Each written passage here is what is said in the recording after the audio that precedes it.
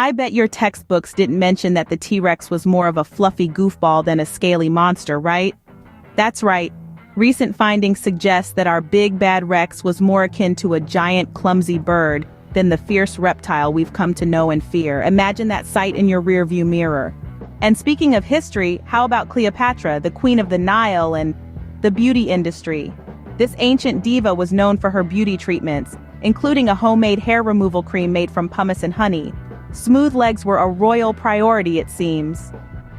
Then there's Shakespeare, the literary mastermind. Or was he?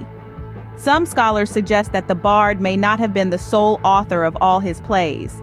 Could it be that Christopher Marlowe had a hand in some of Shakespeare's most iconic works? The plot thickens. And while we're on the subject of plots, let's talk about the Great Wall of China. Or should I say the Great Walls of China? Contrary to popular belief, there are several ancient walls in China, not just one.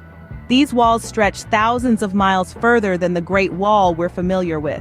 Lastly, let's talk language. Did you know that the sentence you just spoke might be considered gibberish in a few hundred years? Languages evolve constantly, with words changing their meaning or disappearing altogether. Time to start learning some future slang. But don't pack your bags for a brain vacation just yet. There's always more to learn, more secrets to unravel. So go ahead, drop your most mind-blowing "school didn't teach me that" facts in the comments below. And don't forget to hit that subscribe button for more knowledge bombs that will make your brain do backflips. Trust me, you won't regret it.